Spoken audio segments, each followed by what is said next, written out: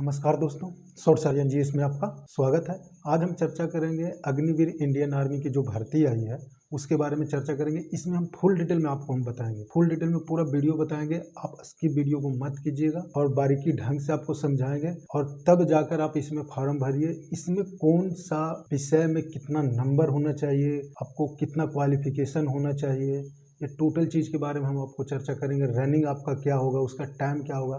इसमें एक और बड़ी खुशखबरी है दोस्तों कि आपको इसमें मार्क्स भी मिलेंगे। जैसे पिछले बार भी जीडी में आप जाते थे तो उसमें मार्क्स मिलते थे। आप अगर पुशअप करते या बीम मारते हैं या रनिंग में गुड एक्सीलेंट आते थे उसके ऊपर भी नंबर मिलती थी।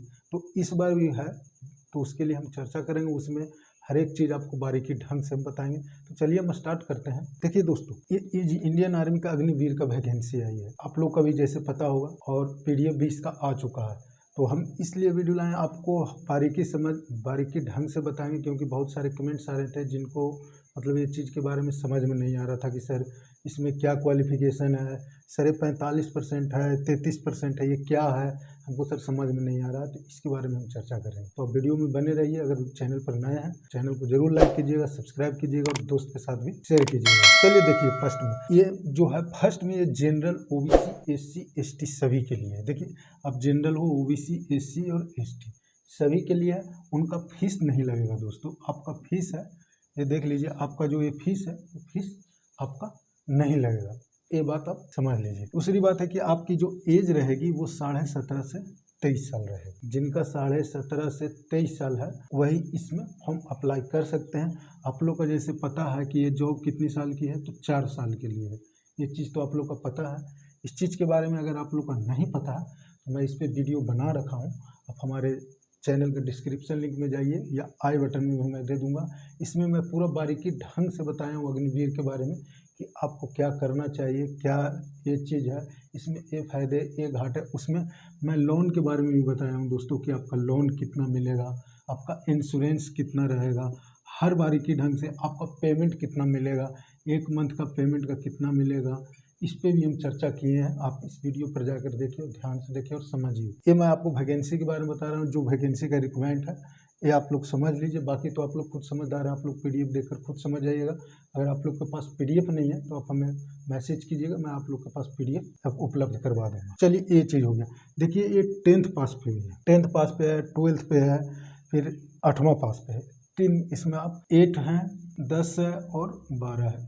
आप अगर 8 पास भी है तो भी इस फार्म को अप्लाई कर सकते हैं, 10th पास है तो भी इस फार्म को भर सकते हैं, और 12th पास है तो भी फार्म भर सकते हैं। लेकिन इसमें कुछ कंडीशन है दोस्तों। 8, 10, 12 आप जिसमें जाना चाहते हो उसमें कुछ कंडीशन है। चलिए पहले उस कंडीशन के बारे में समझ लेते हैं। तो देखिए, अगर आप जीडी में जाते हैं तो आपको 10th पास रहना अनिवार्य है, और 10th पास होने के बाद में उसको आपको टोटल 45% मार्क्स होना चाहिए। अगर 10th पास करते हैं और अगर मान लीजिए कि आपका सब्जेक्ट 600 है, जिसमें अगर 501 सब्जेक्ट तो रहता है दोस्त, नेसेसरी में जो रहता है अपना, तो इसमें से अगर आपको टोटल 45% मार्क्स आना चाहिए। ये बात आप पहले समझ लीजिए। एक 45% रहना चाहिए, यानी कि आप 10वां पास करते हैं तो आपको 45% रहना चाहिए।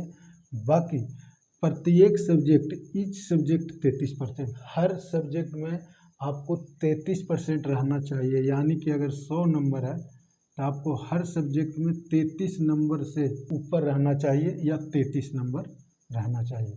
अगर इससे आपका कम है तब आप इसमें फॉर्म नहीं अप्लाई कर सकते। ये बात पहले आप ध्यान से समझ लीजिए और गौर से समझ लीजिए कि आपको प्रत्येक पूरा 10th का है तो 10th पास होते हैं तो आपको 45% रहना चाहिए मार्क्स, लेकिन हर सब्जेक्ट में आपको 33 नंबर होना चाहिए।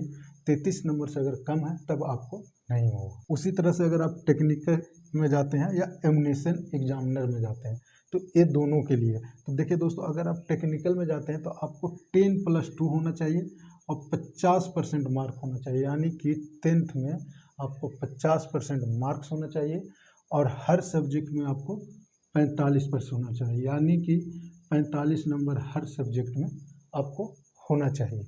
और इसके लिए अगर आप 10+2 पास किए हैं और इसमें अगर आप टेक्निकल में भर रहे हैं तो आपको फिजिक्स चाहिए और केमिस्ट्री चाहिए और मैथ चाहिए। ये 3 सब्जेक्ट आपको होना चाहिए, तभी आप टेक्निकल में जा सकते हैं। टोटल 50% आपको होना चाहिए, यानी कि 50 नंबर होना चाहिए, 500 का आधा ऐसे होना चाहिए।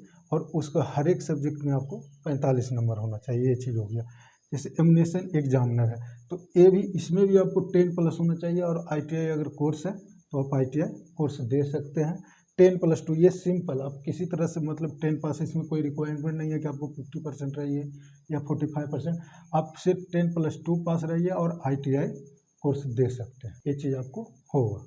चलिए नेक्स्ट है कि क्लर्क और स्टोर कीपर में, अगर आप क्लर्क में भरते हैं या स्टोर कीपर में भरते हैं तो आपको 10+2 पास होना चाहिए और 60% मार्क भी होना चाहिए। और हर एक सब्जेक्ट में आपको 50% होना चाहिए, यानी कि 50 नंबर हर एक सब्जेक्ट में। अगर कम होता तो आप नहीं जा सकते।